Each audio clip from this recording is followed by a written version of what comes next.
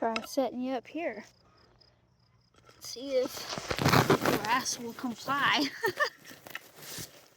Trying to gather some of these spruce tips. Oh.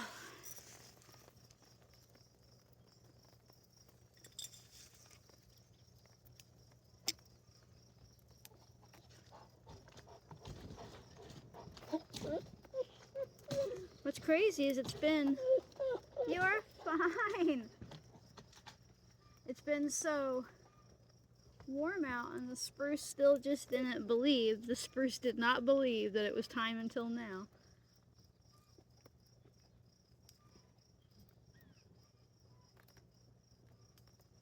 I'm probably not going to get as many as I had intended. That's okay. Unless I bring a ladder out here.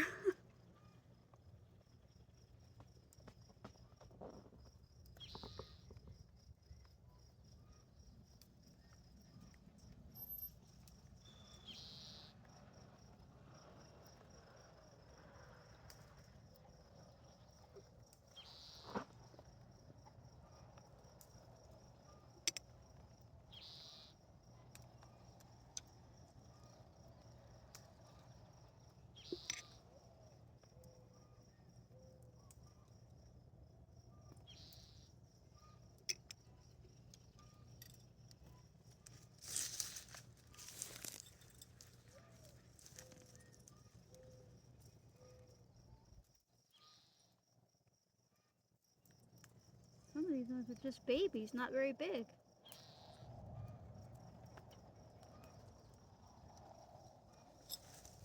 I'm going to move to the other side.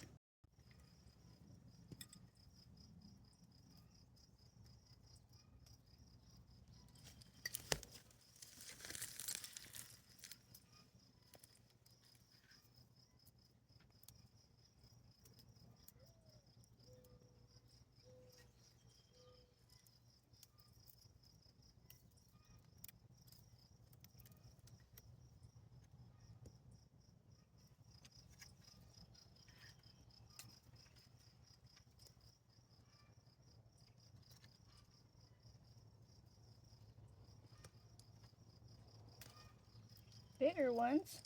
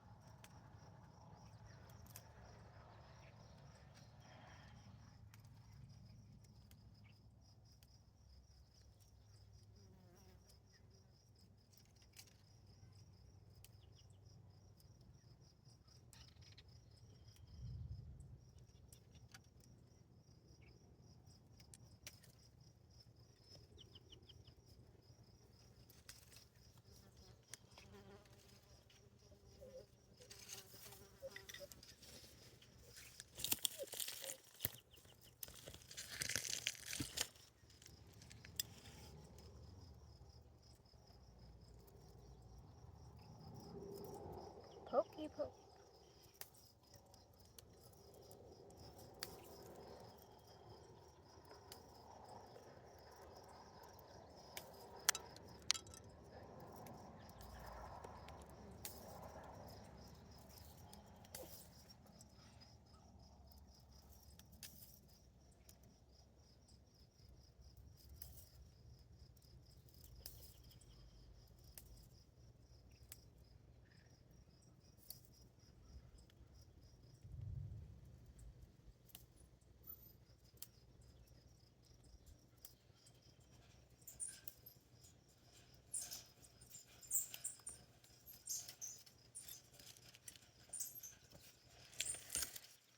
Probably gonna just go with this amount in a half-size jar, in a pint instead of quart. So let's go make a tincture.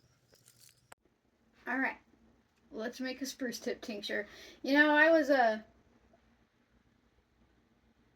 pretty surprised that my spruce trees didn't tip out way sooner this year, because it's been like unseasonably warm and then got cold again. But those two big old trees, they were like, we don't trust this. This is a fake spring. Now I could have got my ladder out and climbed up and picked more, but that's okay. I don't end up using a ton of spruce tip tincture, but I like to have her on hand. And so a spruce tip tincture is so easy. You are just going to take the jar that'll pretty much get filled up with your spruce tips, and this is the green part that comes on every spring. And it's kind of how, like, think of it like if you had a finger and every spring you grew another finger, and suddenly it was an arm. That is what spruce trees do. So this tip will turn into the next part of the branch and the next part.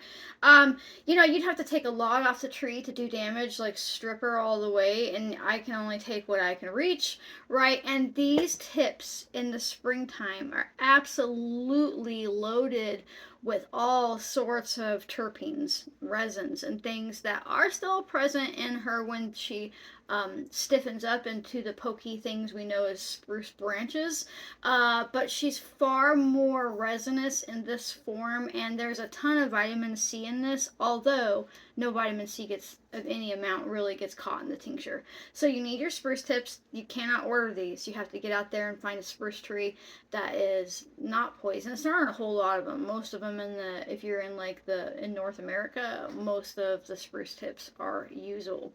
And these were just blue spruce that somebody planted here a long time ago. I'm just going to fill up my jar. But over here we also have Engelmann spruce, and I'll use her sometimes too. But this one's just right out my back door. And so I'm going to she smells so good. I'm going to fill up my jar.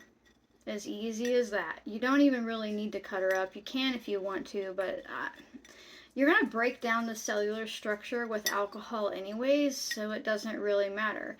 And so most people, if you have heard of spruce tips, you're thinking about her for her vitamin C content, right? People talk about that, but she's really amazing for supporting your immune system with her terpenes. She's good for coughs, colds, sore throat in particular, funny word today. And here's what people miss about her. These spruce tips are fantastic for joint pain.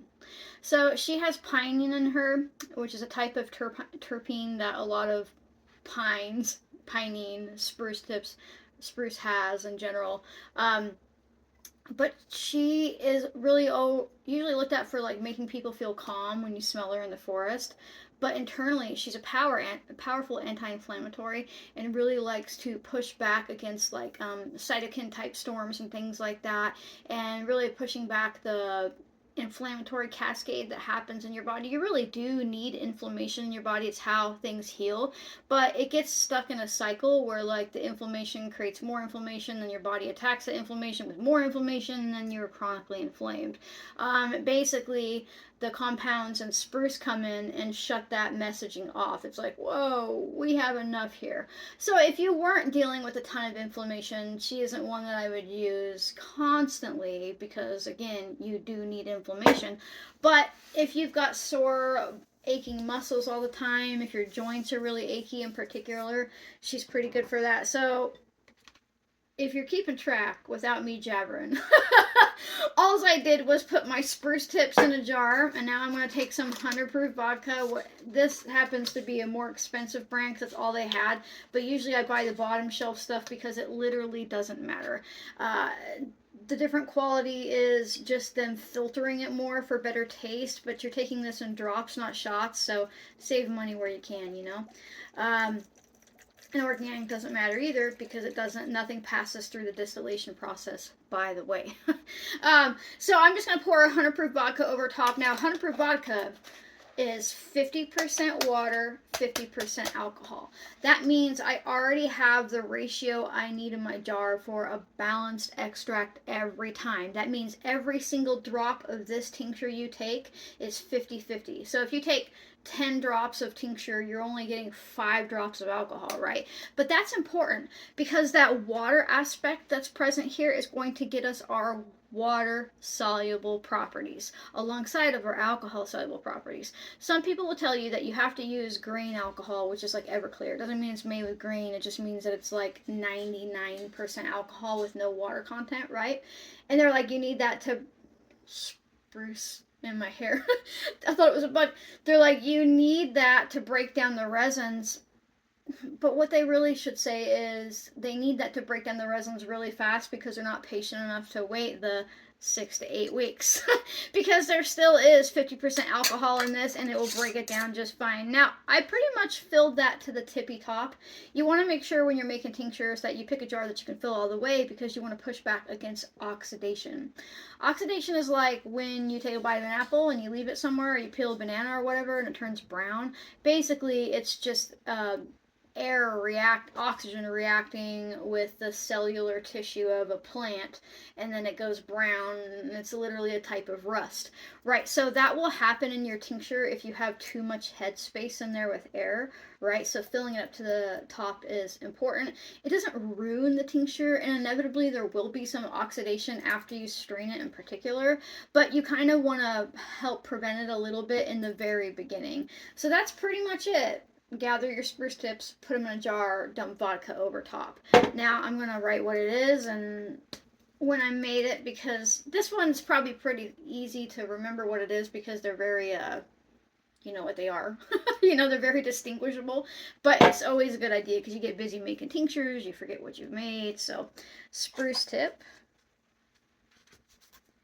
And then I'm just going to write the month and the year. I don't usually mess with the day at this point in my life.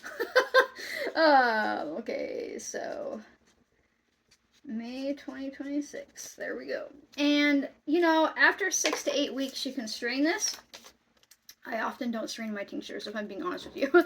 I just start to pull off, right, when I need them, and I'll just set them up here with my tincture stash. And they don't go bad. You're not like, oh no, it's been a year or a couple and I haven't strained it. Well, your alcohol, like, you've never been like, oh no, this bottle of vodka went bad. Right, it doesn't go bad as long as you have this capped tightly, right, because you're just preventing evaporation. Really, that's the only way that it can go bad is if it does evaporate off.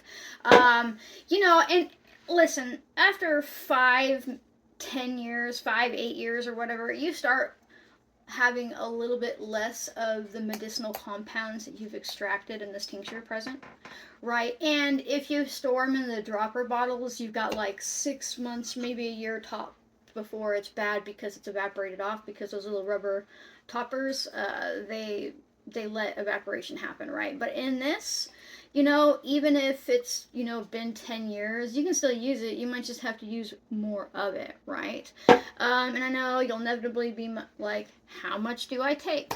There's going to be a video up here somewhere that says how to use a tincture, because these aren't pharmaceuticals. You use them based on your own body and your own needs and your own, like, paying attention to how it interacts with your body versus weigh this amount, take this amount of pills, right? But, you know, we've been conditioned to look at health that way, so it's really easy to expect to know exactly what to make. But yeah, that was so easy. Come on, you are smart enough to do that, right? You're smart enough to go pick some spruce tips, put them in a jar, vodka over top, label on them, right? And then watch the video about how to figure out your own tincture dosage. You are more than capable of doing that. Like, don't let anybody make you believe that you can't. So that's a spruce tip tincture. And I, you know, honestly, usually when I'm reaching for her, it's winter time. I really like to say that, like, spring, summer, and fall, they all kind of, every season kind of exists for the next. But when it comes to tinctures, I usually find that I'm reaching for them far more often in the wintertime when it comes to something that's for, like, immune support, or, you know, when it's cold, your joints might hurt more, or things like that. So, yeah, I mean, be the ant, not the grasshopper, right?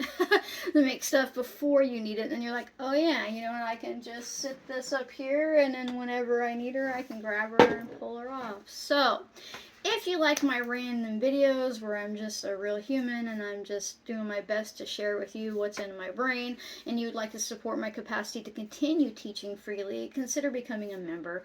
It's just a way to throw me less than $1 a month. You get early access to videos, Q&As, little things like that here and there. If you can't afford to, don't even worry about it. These videos do come out first for members, but if you're not a member and you're watching this, it's because I let them out for everybody else too. And so it's not really so much a paywall as a little time wall, right? I also have a ton of books that I don't talk about enough. You'll find them linked below somewhere here. Every time you call home a book from me, which I understand you can really only do once because it's a book, it deeply supports my capacity to continue teaching freely. And if you can't, or even if you can do that, make sure that you hype this video. That seems to help. Like, comment, subscribe, and share. Sharing is super important because it helps other people realize that they're smart enough to do this too, and it tells the algorithm that I'm a pretty cool person. So thanks so much for watching, folks, and I'll see you next time. Bye.